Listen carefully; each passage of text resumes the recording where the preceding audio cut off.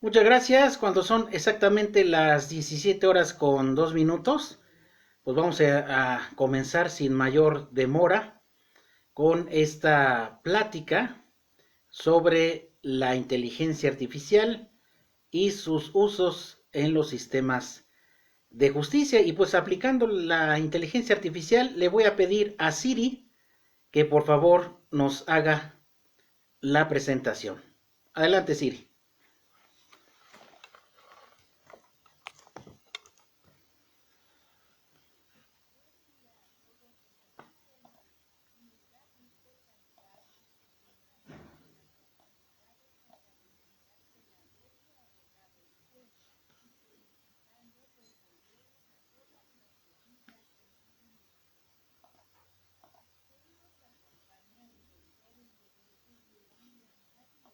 Me parece que no se está escuchando. Espérame tantito.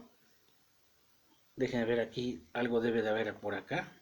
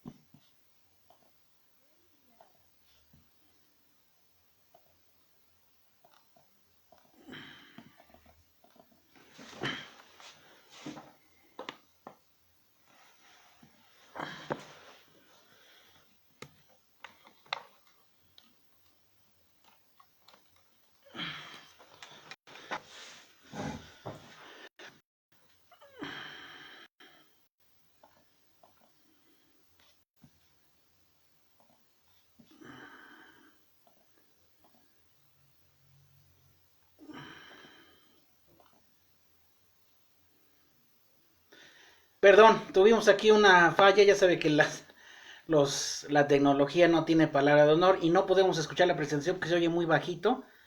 No sé qué pasó aquí con la consola de sonido.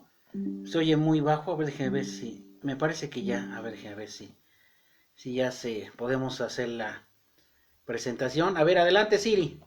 Buen día a todos los asistentes, nos da gusto saludarlos en otra más de las actividades académicas de la Red de Abogados Puebla y felicitando desde luego a todas las Lupitas en su día. Hoy nos acompaña el doctor en Derecho Rubén Blanca Díaz, es un jurista, académico e investigador con una triple formación especializada en Derecho Penal, Ciencias Penales, Derecho Electoral y la Administración de Justicia. Cuenta con doctorado en Derecho por la Universidad de Los Ángeles. Investigador con tesis centrada en la adecuación del sistema de justicia penal acusatorio a la realidad socioeconómica de México, 2019 a 2020. Maestría en Derecho y Ciencias Penales, Instituto de Estudios Universitarios, IU. Título obtenido por excelencia académica con tesis sobre la revisión de la tipificación penal en la Reforma Electoral Constitucional, 2008. Abogado, notario y actuario egresado de la Benemérita Universidad Autónoma de Puebla, UAP, con tesis sobre El Observador Electoral, Análisis en la Legislación Electoral, 2003. Experto en Nuevo Derecho Procesal Penal, asesor de equipos en competencias de litigación oral penal en la CONEITRIP, USAID, Ibero y Escuela Libre de Derecho de Puebla, en la función pública. Se desempeñó como exjuez calificador del municipio de Puebla, 2005 a 2008. Asesoría legal. Colaboró en el despacho técnico agrario ASETJA, con experiencia en Derecho Agrario. Diplomado en Medios de Impugnación y Sistema de Nulidades en materia electoral por el Tribunal Electoral del Poder Judicial de la Federación, TEPJF. Miembro activo de la Sociedad Mexicana de Estudios Electorales, SOM. Fue el promotor de la Ley de Participación Ciudadana en el Estado de Puebla, plebiscito, referéndum. Iniciativa Popular y Revocación del Mandato. Ponente e investigador de alto impacto. Ha presentado más de 60 ponencias en foros nacionales e internacionales, México, Perú y Chile, sobre temas como Nuevo Derecho Procesal Penal, Medios de Participación Ciudadana, Justicia Terapéutica en México, docente universitario de posgrado, desde 2008, imparte cátedra a nivel de doctorado. Recording stopped. Maestría y licenciatura en Sistemas Escolarizado, abierto y a distancia. Actualmente es presidente de la Asociación de Docentes, Tutores y Capacitadores del Estado de Puebla, ADUPAC. Coordinador de la Red de Abogados de Puebla. Miembro de la Red Internacional de Investigadores en Educación, con sede en Chile, la Federación Iberoamericana de Asociaciones de Informática y Derecho. Y la AMEI, comunicador jurídico, conductor del programa de radio, Cultura Jurídica, Sintonía UVP, y colaborador en medios digitales, Revista Calmecac y periódico Síntesis Tlaxcala. El doctor Rubén Blanca Díaz combina su sólido conocimiento teórico práctico del derecho penal y electoral con una profunda dedicación a la docencia de alto nivel y la investigación académica. Le damos la bienvenida al doctor Rubén Blanca Díaz, quien nos presentará su visión experta sobre la guía a su regulación y su aplicación en los sistemas de justicia. Adelante, doctor. Bienvenido. Pues muchas gracias. Ahora sí que vamos a hablar de la inteligencia artificial y precisamente estamos haciendo uso en esta presentación de la misma. Y bueno, antes que nada, pues agradecer a todos los asistentes en esta sesión de Zoom y también a los que nos están viendo en vivo desde Facebook, desde el portal de la Red de Abogados Puebla.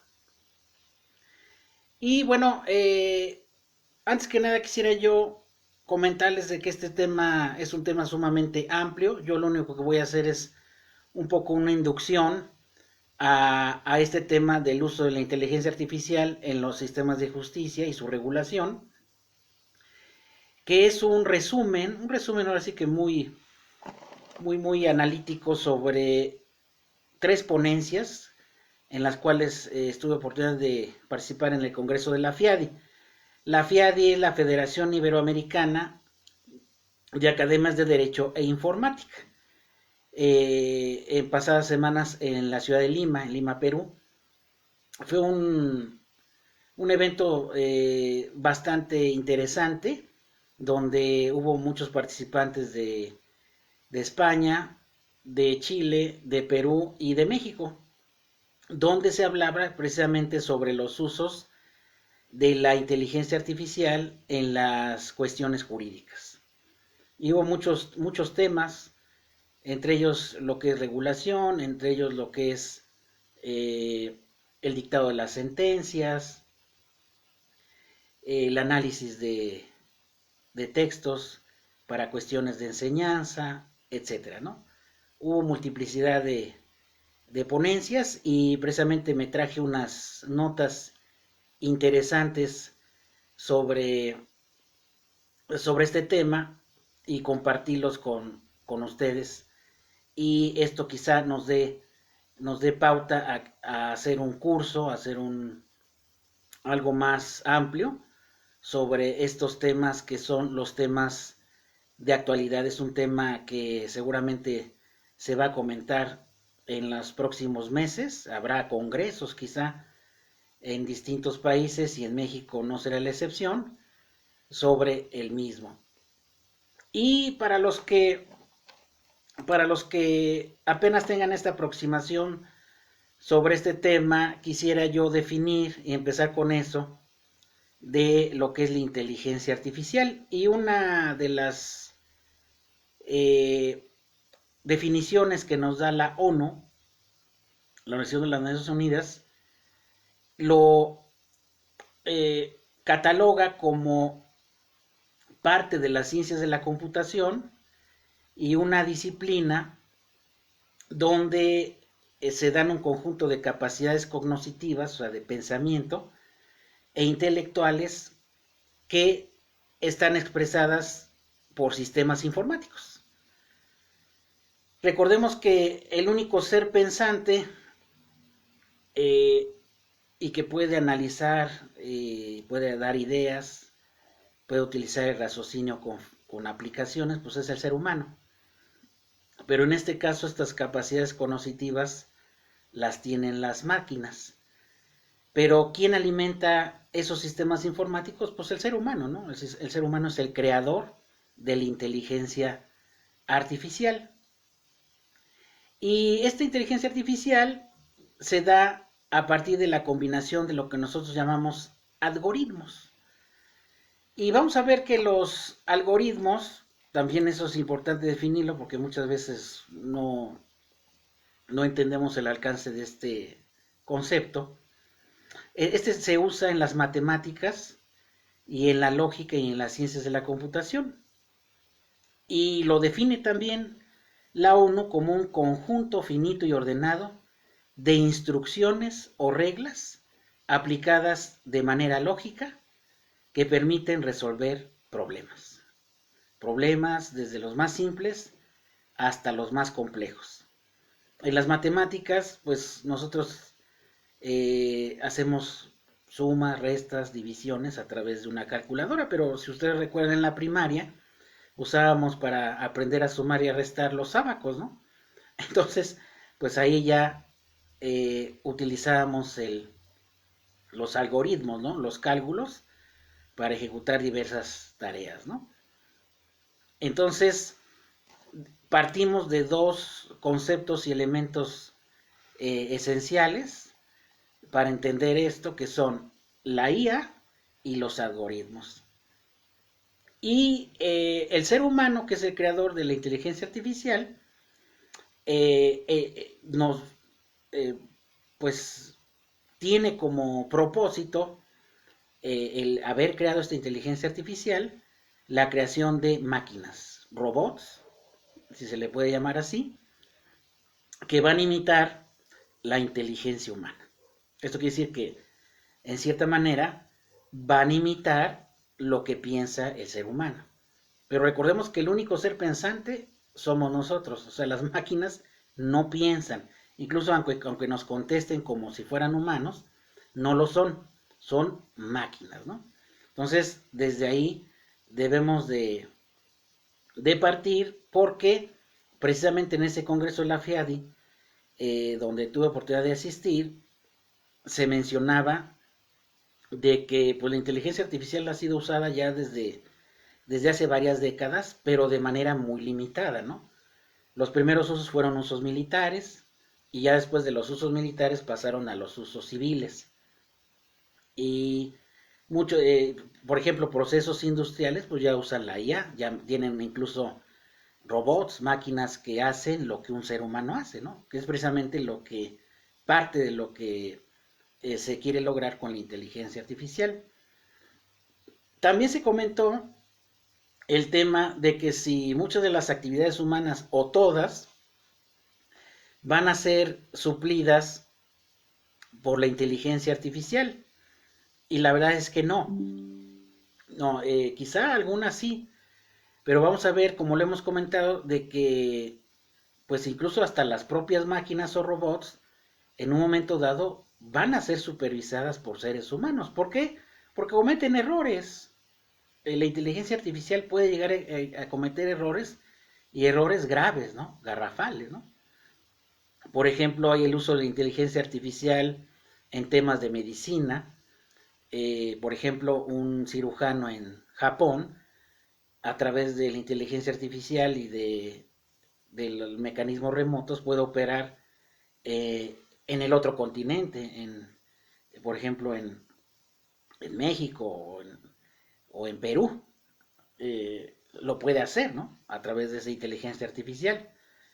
Pero finalmente quien está manejando la máquina, pues es el ser humano, ¿no?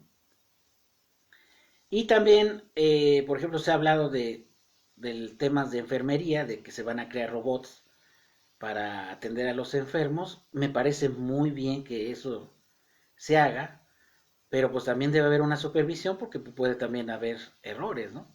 Incluso en alguna ocasión una ponente de Cuba, que Cuba se distingue por su sistema de salud por muchísimas décadas, y hablaba precisamente de eso, de cómo automatizar y cómo crear robots que ayuden a los enfermos 24 horas, pues ahora sí que al paciente, ¿no? Cosa que no podría hacer el humano, porque pues, el ser humano tiene que descansar, ¿no? Entonces a lo mejor serían suplidas esas actividades durante el descanso de las enfermeras, etcétera, ¿no? Y en todos los campos de la ciencia siempre ahorita pues está en discusión si realmente se van a suplir. Por ejemplo, en el campo de la docencia, ya habíamos comentado de que va a ser una herramienta del docente, pero no va a poder suplirlo, porque el lado humano, el lado consciente, pues lo va a tener que, es el del profesor, el que inspira. Una máquina no va a poder inspirar al alumno, no va a poder ir más allá de dar una simple clase, lo que sí puede hacer el educador, ¿no? Entonces, vean que por mucho que se diga que va a suplir ciertas funciones, yo pienso que solamente en algunos rubros y en algunas áreas de la ciencia sí puede ser suplido de cierta manera el ser humano con la inteligencia artificial. Incluso hubo una exposición en China apenas de los robots más avanzados que utilizan inteligencia artificial. Pues prácticamente ya es como hablar de frente a frente con un ser humano, ¿no? Contestan exactamente igual, e incluso les ponen una cara de goma que tiene los gestos de un ser humano, ¿no?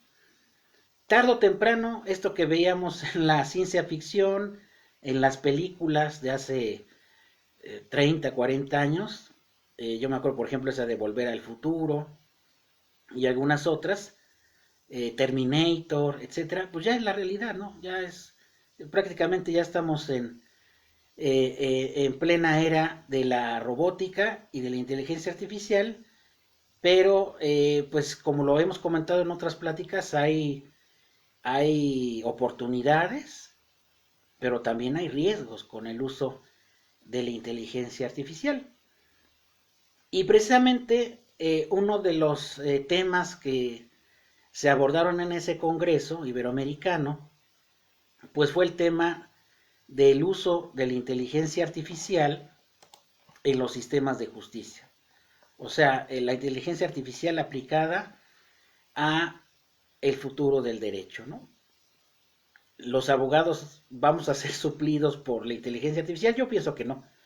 Yo pienso que no, porque por más que a lo mejor los algoritmos nos puedan redactar una demanda o buscar un criterio jurisprudencial, etcétera, pues siempre debe haber la supervisión y debe de haber ese toque humano, eh, porque pues finalmente quien hace los argumentos verbales o escritos vamos a ser nosotros, ¿no? No las máquinas, ¿no? Imagínense que yo sea la parte acusadora y el defensor sea un robot. Pudiera ser, no sé, se me ocurren, ahora sí que con mucha imaginación, de que en algún momento en el futuro haya defensores que sean robots, ¿no? Y que a lo mejor tengan argumentos. ¿Podrá admitirse? ¿Quién sabe? Pudiera ser que sí, ¿no? ¿Podrá más la máquina o podrá más el ser humano? Yo para mí siempre podrá más el ser humano, ¿no? Porque la máquina, con que deje de ser alimentada tan solo de la electricidad, ya no va a poder ir más allá, ¿no? Y prueba de ello es los apagones que han ocurrido allá en Europa y en Chile, por alguna falla dentro de los sistemas de inteligencia artificial, ¿no?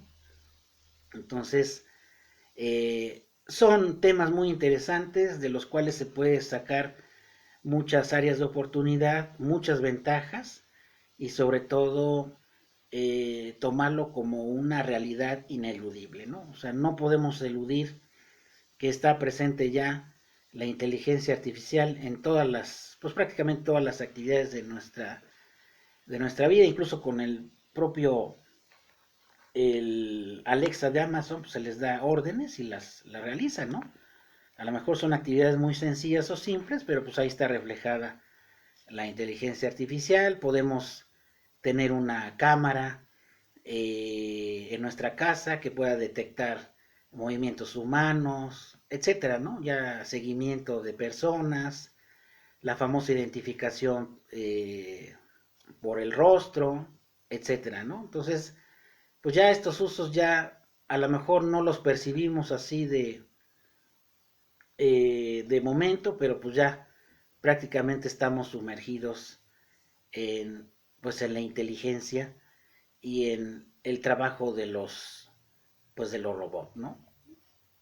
Y que obviamente también en el tema de la justicia, en los sistemas de justicia, pues también va a cobrar pues una relevancia inusitada.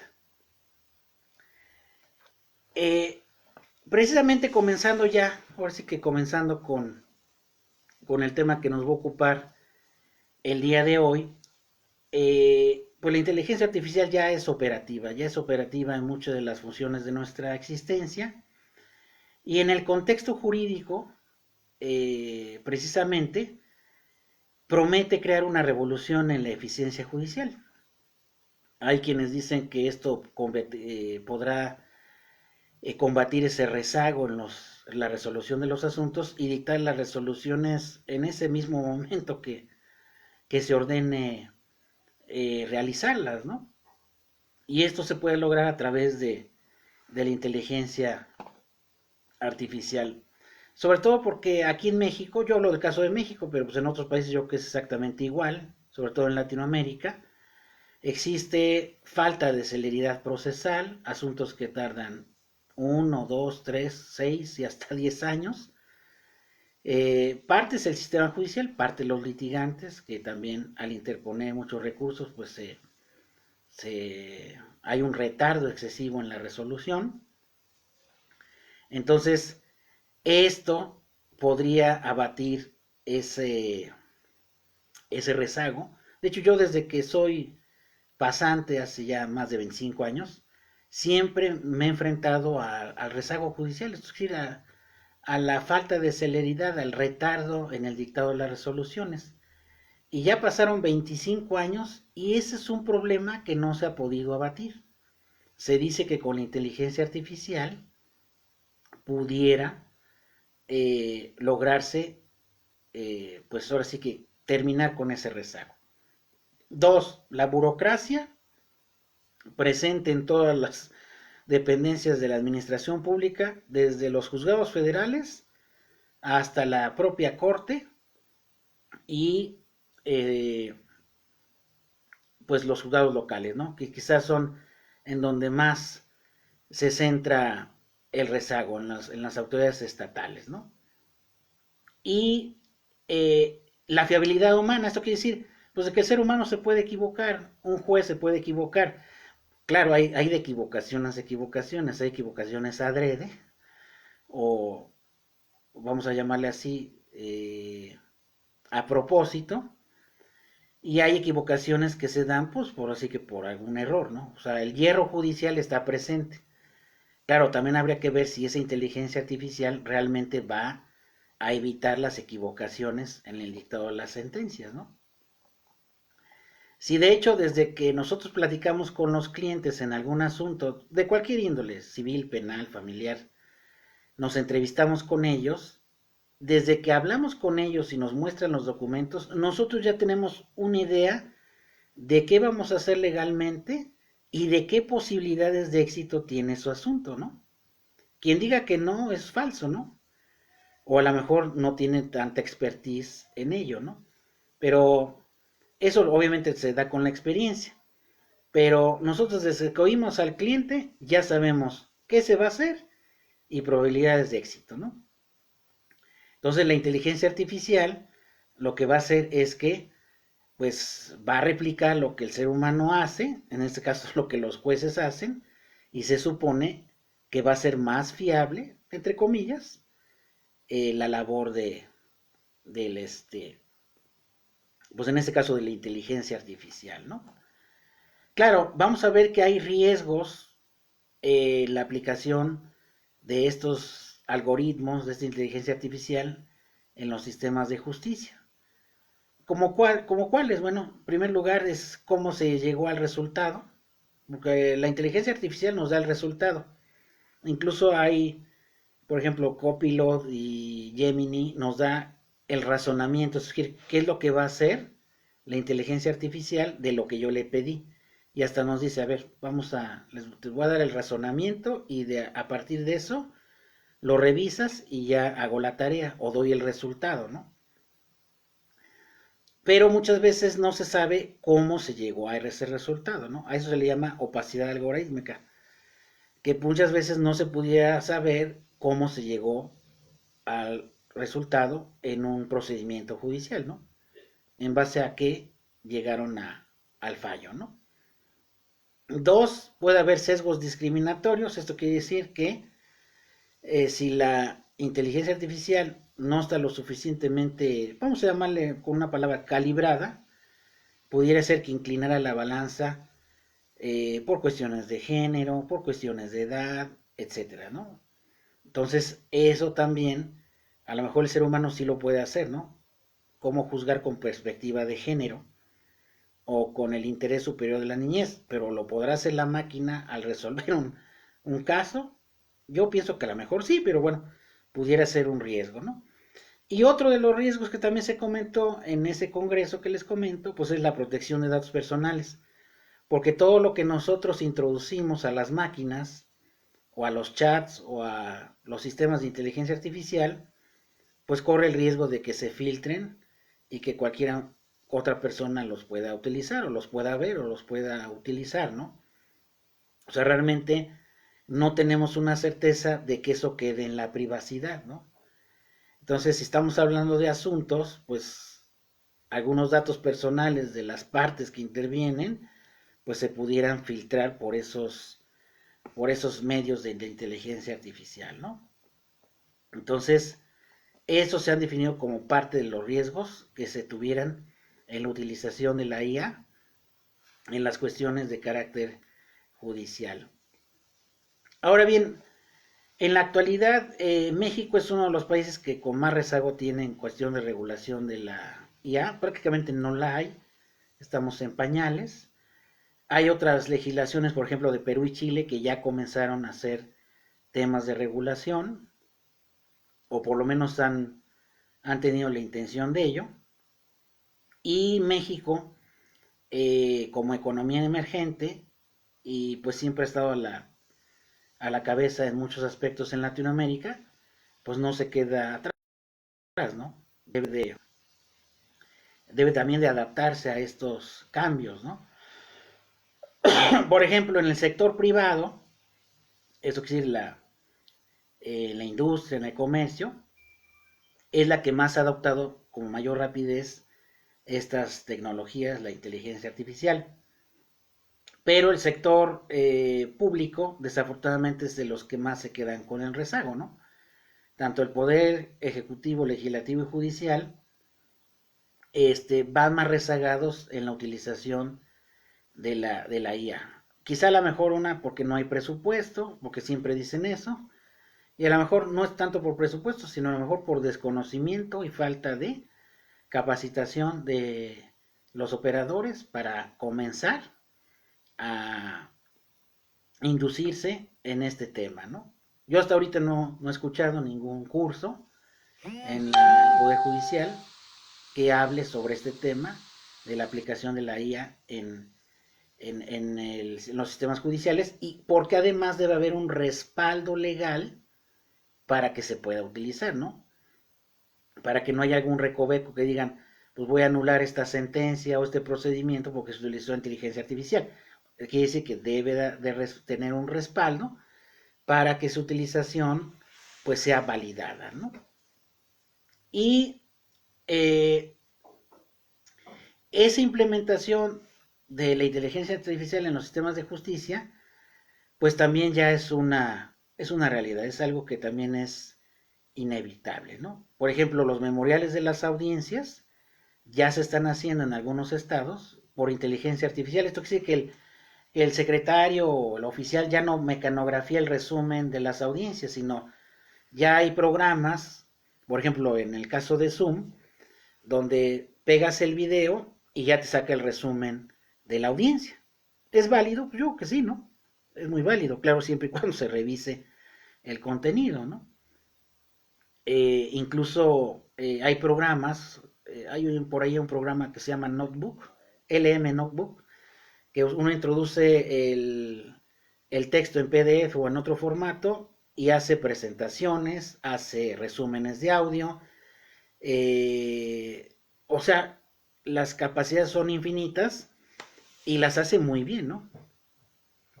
Sobre todo los resúmenes de audio, la verdad me dejó sorprendido porque incluso hasta va más allá de lo que se plantea en el texto que uno le introduce, ¿no? Entonces, vea que sí ya se empieza a utilizar la IA en el resumen de las audiencias, ¿no? Claro, esto obviamente poco a poco va a avanzar, ¿no?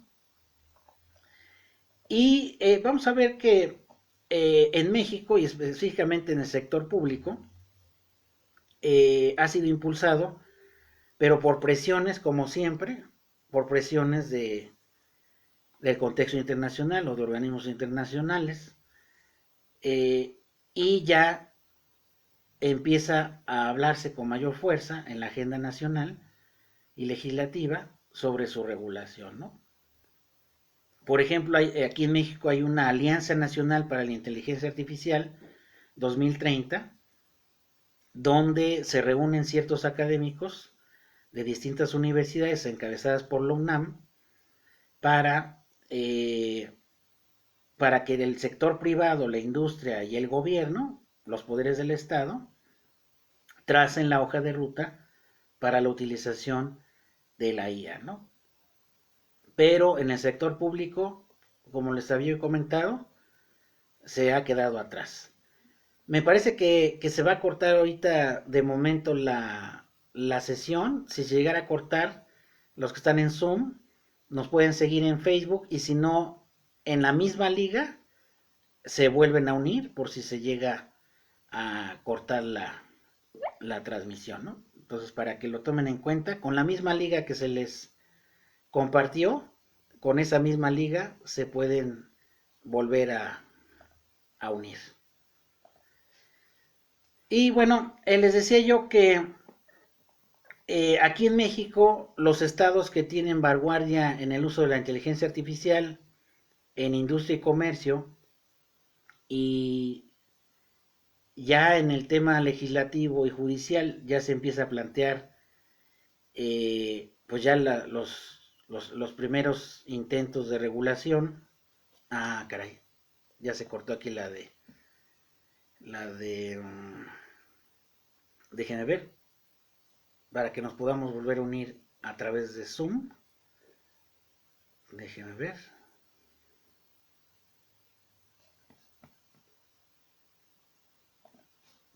Nos vamos a volver a unir para que nos vean.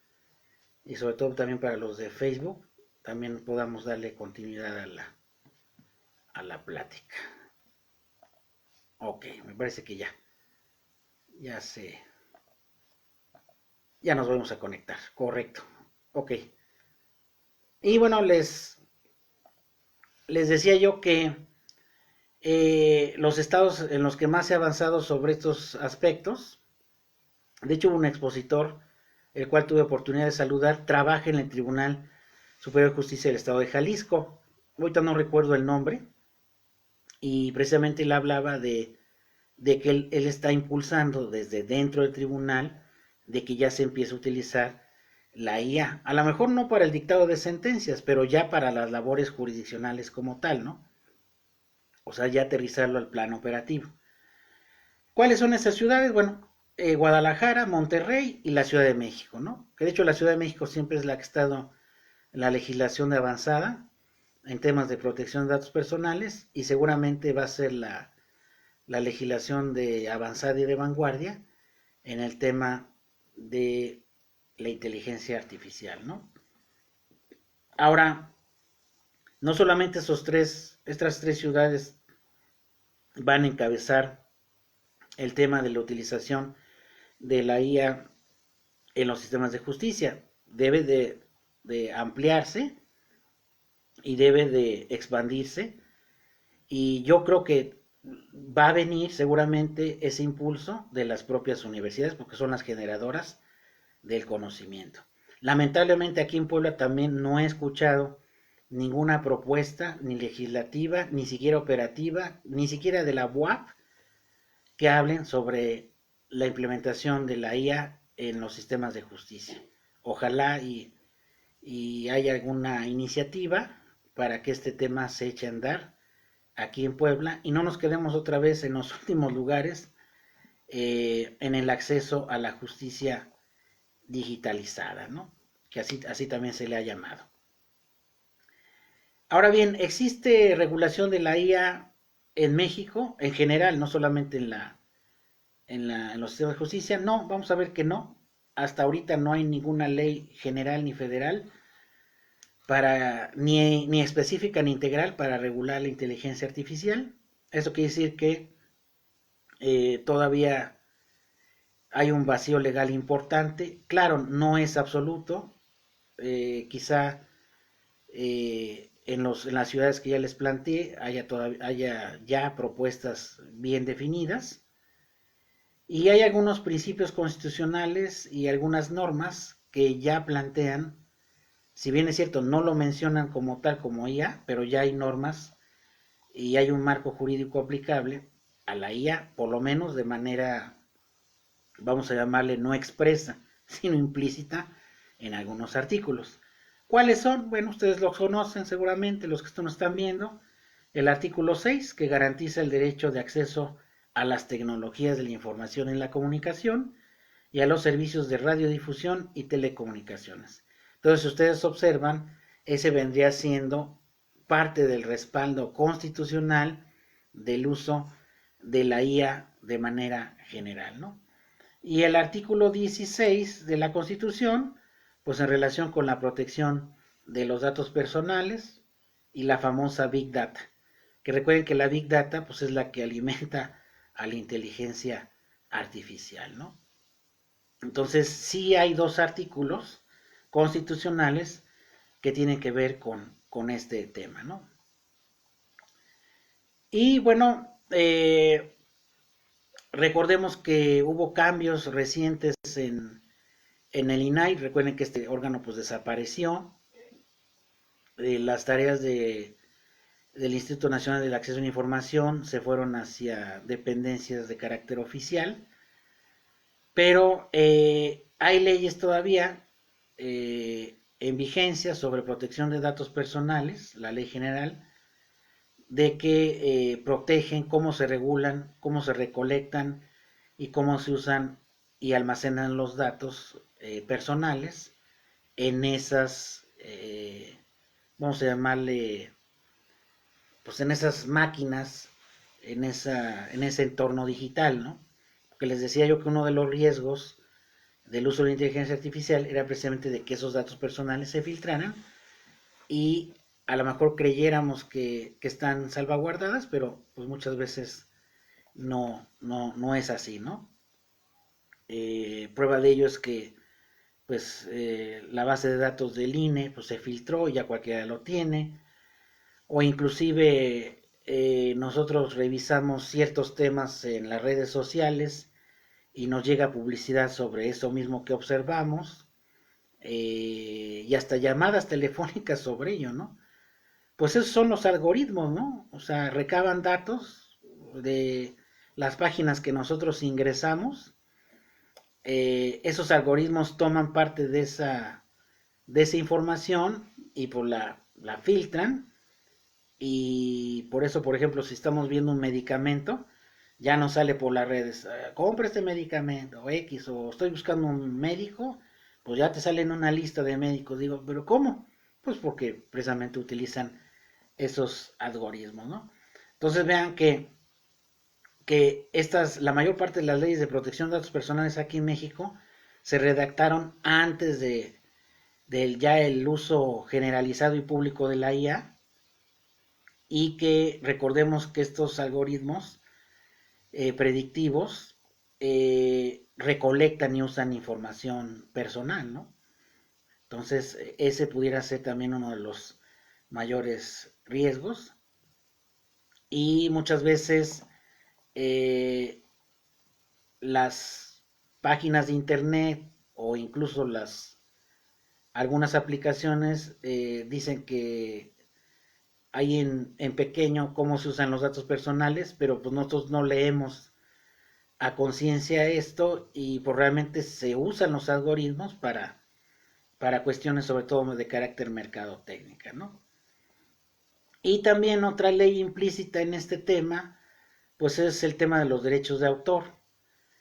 Lo que yo creo a través de la inteligencia artificial, ¿lo puedo registrar como mío o no? Y ahí está la polémica porque pues hay un vacío legal, ¿no? Hay quienes dicen que sí y hay quienes dicen que no, que porque lo creó la máquina, ¿no? Entonces, eso también en el Congreso que les comento asistí, también se debatía. Y algunos decían que, un ponente decía que no, porque pues aunque yo le alimente los prompts para hacer una tarea y el resultado de esa tarea no le pertenecía al autor, y hay quienes decían que sí.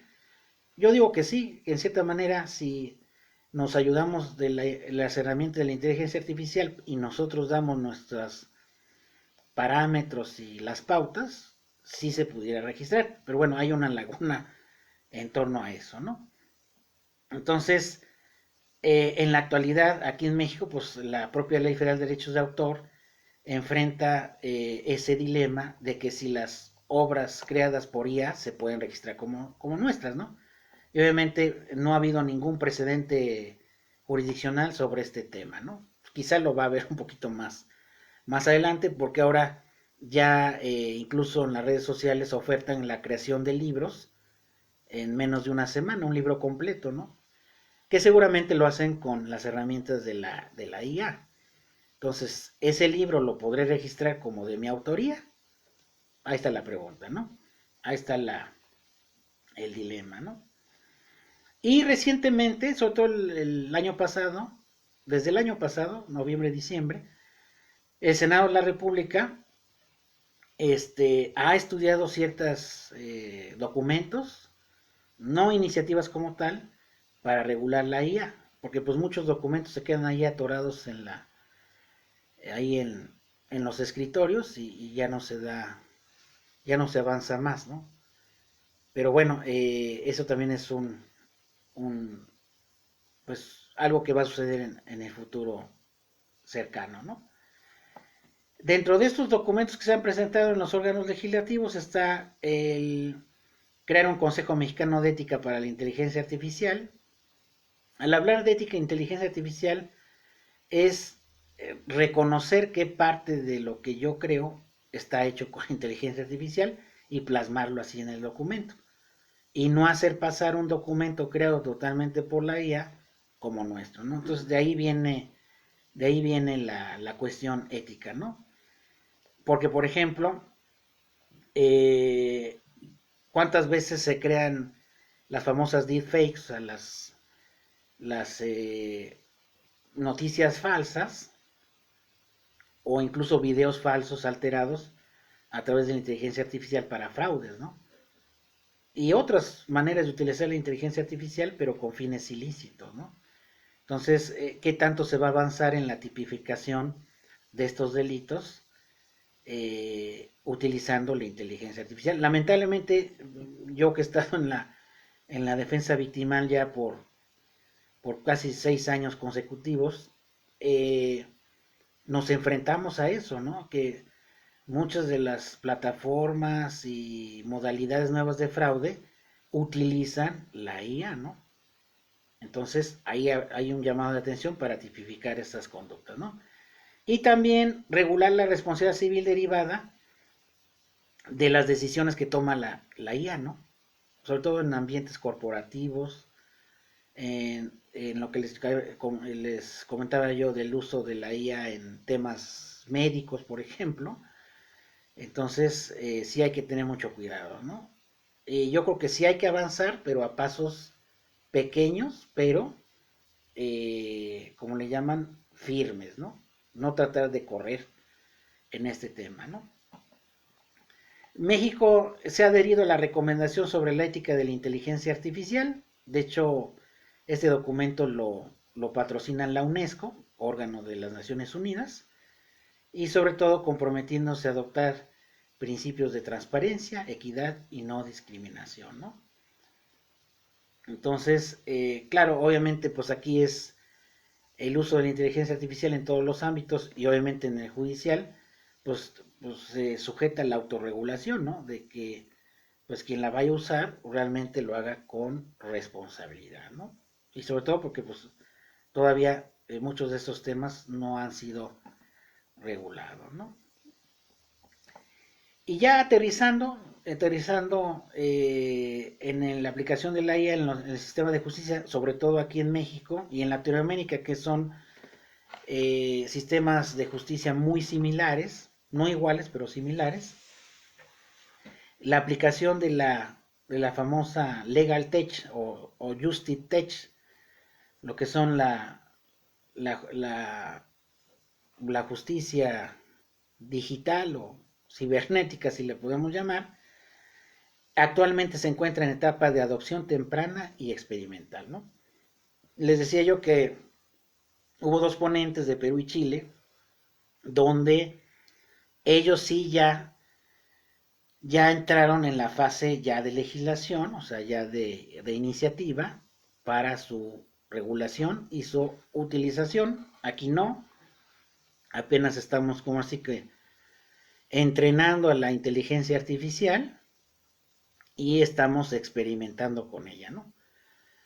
Obviamente aquí ya son casos ya más complejos, ya no es simplemente crear una imagen o una diapositiva, ¿no? Ya es introducir los datos de, por ejemplo, pruebas del actor, pruebas del demandado, y vámonos, él va a decidir la máquina quien tiene la razón. Y bueno, pues eso finalmente, como les decía yo, pudiera acabar con el rezago judicial que tenemos de décadas, ¿no? Y bueno, a diferencia de países como China, porque ya tiene tribunales incluso digitales, o Estados Unidos, México ha adoptado por una automatización administrativa, ¿no?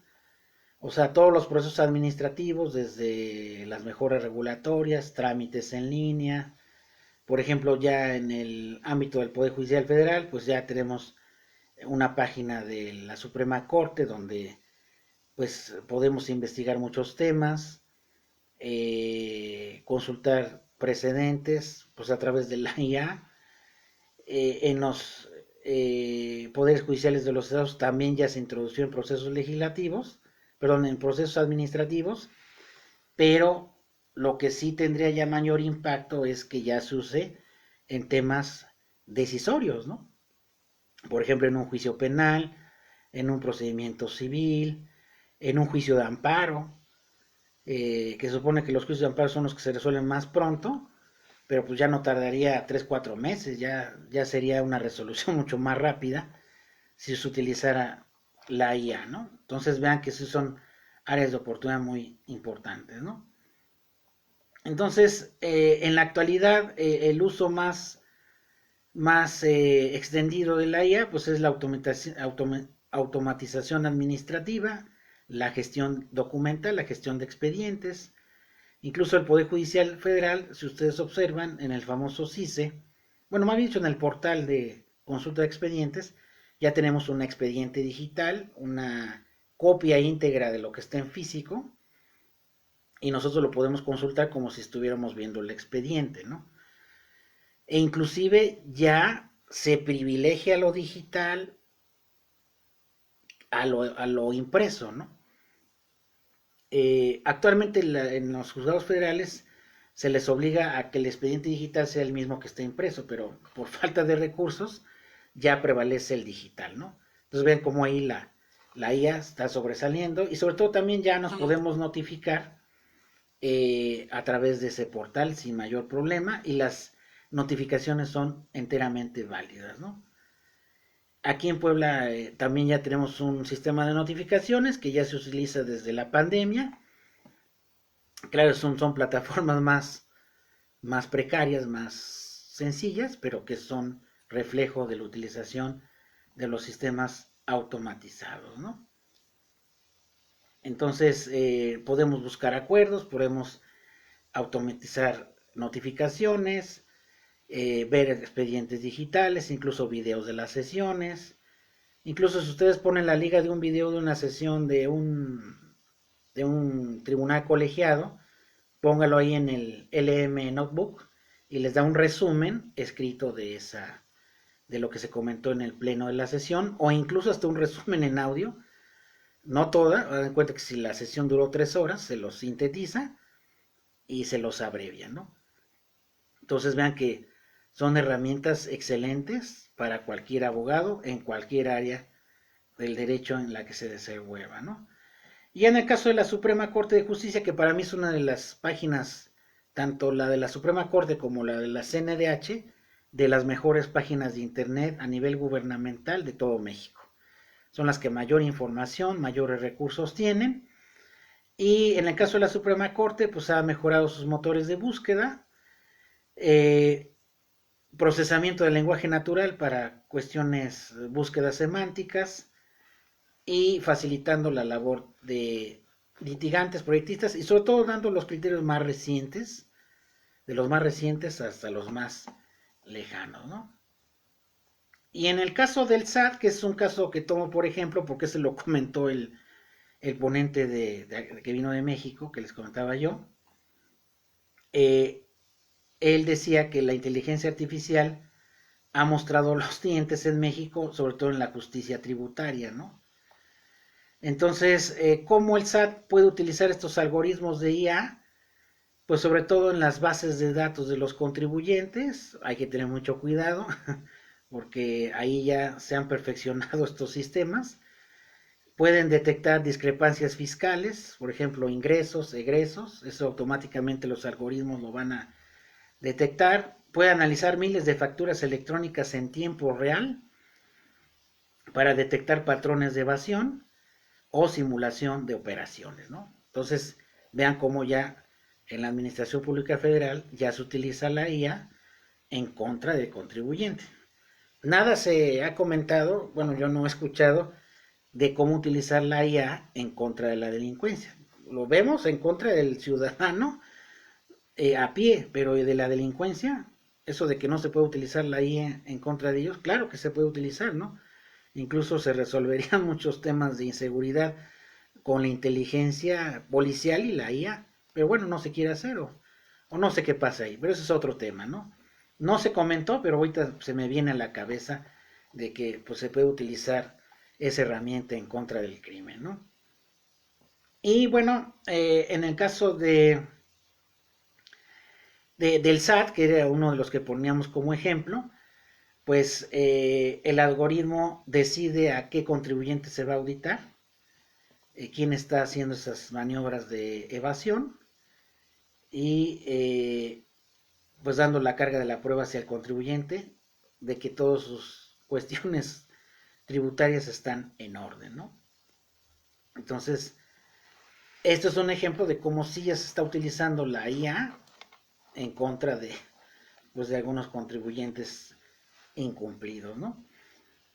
Ahora, ¿en qué tribunales locales se está utilizando ya la implementación de los tribunales virtuales? Pues obviamente en el Poder Judicial Federal, en Nuevo León y en el Estado de México, la utilización de firmas electrónicas, videoconferencias, los famosos chatbots, que ya son, vean que estos bots ya le introducimos preguntas, nos contestan, en temas de justicia, también, bueno, de lo que dan los portales de los poderes judiciales de los estados y federal, ya también se utiliza, los asistentes virtuales, y pues yo en lo particular, cuando entro a una página, no utilizaba esos chatbots, pero cuando los empecé a utilizar, pues bastante información proporciona, ¿no?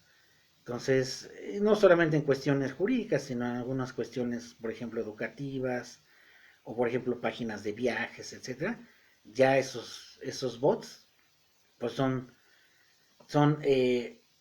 bastante utilizados, ¿no? Y otro tema que también me pareció interesante abordar, porque también se abordó, también para ir cerrando nuestra plática de hoy, es el famoso juez robot, futuro o ficción en México, ¿no? De hecho, hay un caso que se comentó de que en Colombia un juez admitió haber utilizado ChatGPT para fundamentar una sentencia en 2023. eh, bueno, pues finalmente quien firma es el responsable de la sentencia, ¿no? Yo no le vería nada de malo que utilizara una herramienta, pero hay riesgos, ¿no? De a lo mejor ser impugnados o de declararse una nulidad. Pero bueno, en México el Poder Judicial obviamente ha sido más cauteloso, si bien es cierto, ya hay análisis, les comentaba yo en UNAM, de estos temas. Es un secreto a voces de que en la actualidad, sobre todo en el Poder Judicial Federal, esto yo lo he comentado por ejemplo, con un actuario que conozco del Sexto Circuito, de que hay secretarios y proyectistas que utilizan herramientas de IA generativa para resumir expedientes y buscar precedentes. Yo creo lo veo positivo, ¿no? Incluso les ahorra muchísimo tiempo, ¿no? Aquí como el riesgo de cualquier IA en cualquier tema es que la IA se equivoca o puede tener las famosas alucinaciones, que son las equivocaciones de la IA. Entonces por eso siempre debe haber la supervisión del ser humano, ¿no? Para que no haya problema, ¿no? Y bueno, ya para ir cerrando el tema ya en cuestión de los sistemas de justicia, por ejemplo, cómo se pudiera usar la IA para imponer una prisión preventiva oficiosa. aquí en México. Recordemos que para mí no debiera de existir. Debería existir la prisión preventiva justificada y en cualquier delito.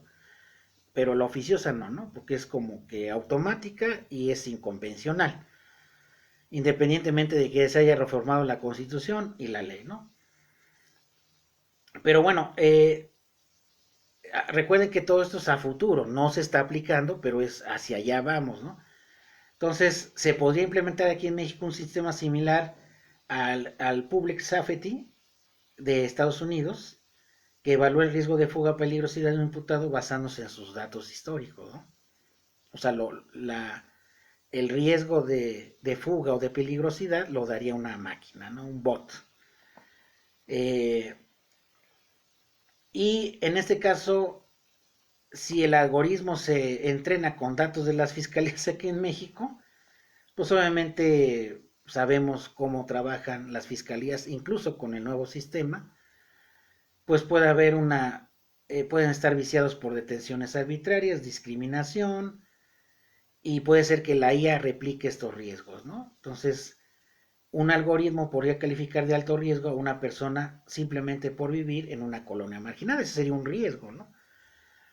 De hecho, esto sucede en las evaluaciones de riesgo en la actualidad, ¿no? Muchas veces no hay criterios metodológicos, pues vamos a llamarle fiables o veraces, y califican de riesgo sin tener mayores sustento, como no viable o peligrosidad. Y si esto lo hace un humano, pues la inteligencia artificial también lo pudiera replicar, ¿no? Entonces aquí pensemos si confiamos más en el ser humano o confiamos más en la máquina en estos. Eso, recuerden, son ejemplos nada más, ¿no? Por ejemplo, la reforma laboral, en cuestiones laborales se prioriza la conciliación prejudicial. Recuerden que ya es un paso obligatorio la conciliación prejudicial para llegar a un juicio laboral, ¿no? Y ya si no hay no conciliación, ya puedo presentar la demanda, ¿no? Entonces, la IA nos puede dar montos de liquidación, según la Ley Federal del Trabajo, que yo no lo veo bien, y sobre todo de que pueda haber plataformas de ODR, Online Dispute Resolution, donde se pudieran descongestionar los tribunales laborales, ¿no? En donde las partes reciben una propuesta matemática de lo que pide el trabajador, calculada por la IA. Pues de hecho ya ahorita ya hay portales donde se ingresa el salario diario, la antigüedad, fecha de ingreso y ya da la liquidación, ¿no? Pero eso ya sería de manera masiva, ¿no? Y ya incluso hasta el monto le llegaría al patrón y pues se podría resolver, ¿no? Eso sería, yo pienso que sería un beneficio para descongestionar estos temas, ¿no? Y bueno, pues vamos a ver que hay un problema con la cuestión del debido proceso en la utilización de la IA, que obviamente, como les había comentado, pues es oportunidad y riesgo, ¿no? Entonces vamos a ver que pues las autoridades administrativas y jurisdiccionales pues están obligadas a fundar y motivar todas sus resoluciones, todos los actos de molestia. Entonces, desafortunadamente las redes de la Deep Learning, las famosas cajas negras, así se les denomina, sabemos qué entra y qué sale, pero no cómo no se procesó la información. Era lo que decía yo, que es un riesgo, ¿no? No sabemos qué fueron los cálculos internos que se hicieron para llegar a un resultado, ¿no? Entonces aquí hay un dilema jurídico donde dice, ¿es constitucional una sentencia basada en una recomendación algorítmica que ni el propio juez puede explicar? Y la respuesta tiende al no, ¿no? Entonces no podría ser constitucional porque pues no se sabe cómo llegó a ese resultado, ¿no? Los famosos considerativos de la sentencia, ¿no? ¿Qué consideró el algoritmo para dar ese resultado, ¿no? Claro, en la actualidad no se aplica, pero bueno, hacia allá iríamos y también sería un riesgo, ¿no? Entonces, implementar la justicia digital mediante la IA, podría crear una justicia de dos velocidades, un eficiente y rápido para quienes tienen acceso a la tecnología y una lenta y análoga para las comunidades rurales o marginadas. Eso podría también presentarse, ¿no? Entonces, aquí se violaría el principio de igualdad de la ley y pues aquí ya quedaríamos como que, pues, ¿qué pasa acá, no? En un cierto sector sí aplicas las tecnologías y en otro sector no, ¿no? Y vamos a ver que la mayoría de los sistemas actuales de IA pues pertenecen a empresas extranjeras, ¿no? Incluso hay versiones gratuitas muy limitadas y versiones de pago que pues que en este caso se podrían utilizar por la administración pública y por los poderes del Estado, ¿no? Entonces, eso también pues es un reto crítico, ¿no? Entonces, pues obviamente que utilizar estas plataformas para procesar datos sensibles, como los datos personales, etcétera, por ejemplo, los nombres de víctimas, sus domicilios, cuestiones personales, datos de niños, secretos industriales, pues se podría transferir de manera internacional y pues pondrían en riesgo tanto la soberanía jurídica como la seguridad nacional, ¿no? Porque no sabemos a dónde va a parar toda esa información. Si actualmente allá en el Congreso se planteaba de que se le daba la orden al chat, por ejemplo en el chat GPT o el Grok, borra toda la información que te di sobre estos temas, pero conservaba algunos datos, se le volvió a preguntar y conservaba algunos datos. Eso quiere decir que pues no se eliminan, ¿no? De que hay duda en que se eliminen esos datos después de haberlo utilizado. O a lo mejor lleguen a los servidores y no se desaparezcan, ¿no? Entonces pudiera ser ahí un problema, ¿no? Entonces las propuestas que yo hago así muy simples de lo que en esas ponencias se comentó, pues los ejes para la regulación de la IA, sobre todo en México, es que pues hay, como yo lo comentaba desde el principio de esta plática, el principio de humano al mando, o sea, la supervisión del ser humano, esto es decir, que la ley debe establecer que ninguna decisión judicial final que afecte derechos humanos puede ser tomada exclusivamente por un algoritmo, sino que solamente va a ser una herramienta de apoyo y no un sustituto del juez. Yo pienso que así va a quedar, por lo menos cuando ya se regule, ¿no? Y lo mismo pasa en el ámbito de la educación, el maestro no va a poder ser sustituido, y en el ámbito médico, el doctor y las enfermeras no van a poder ser sustituidas, son herramientas. Ahora, cualquier software utilizado por el Estado, cualquiera de las dependencias, debe ser auditable para terceros, para detectar sesgos algorítmicos, sesgos discriminatorios durante su implementación. Eso quiere decir un tercero que vigile esa utilización. Y el ciudadano también tiene derecho a saber que si se somete a un proceso donde intervenga la IA, pues conocer toda la información sobre ese mecanismo y saber si está interactuando con una IA o si una IA participó en su proceso legal, ¿no? Lo que le llaman el derecho a la explicación, ¿no? Y pues obviamente que incluir en las carreras judiciales, que desafortunadamente ya la carrera judicial desapareció a nivel federal, pero por lo menos en la capacitación de jueces y magistrados y secretarios, módulos sobre tecnología, sobre datos, sobre ética digital, sobre IA, sobre todo porque ellos son los que deben de entender de que si van a utilizar esa herramienta, pues sepan utilizarla ética y convenientemente, ¿no? Entonces, las conclusiones de esta plática, que ya les había comentado que nos da para mucho más, pero bueno, esta es una simple inducción, pues la IA, pues obviamente es una de las herramientas más potentes del siglo XXI, puede modernizar, puede ayudar a avanzar al sistema jurídico mexicano, desde luego que sí, yo pienso que si se utiliza adecuada y responsablemente, puede modernizar a todo el sistema en todas las áreas, penal, civil, familiar, etcétera. Y sobre todo porque su capacidad para procesar volúmenes masivos de información, pues puede ayudar a combatir el rezago. Que les comento yo, tengo 25 años de egresado y sigue el rezago, entonces se podría terminar, ¿no? Y vamos a ver que la tecnología no es neutra. ¿Esto qué significa? De que pues siempre debemos de ser críticos del uso de la inteligencia artificial. Debe haber una perspectiva de derechos humanos en su utilización, debe de adecuarse a la realidad social y política de nuestro país, sobre todo porque no haya desigualdades de que unos sí accedan a esta herramienta y otros no.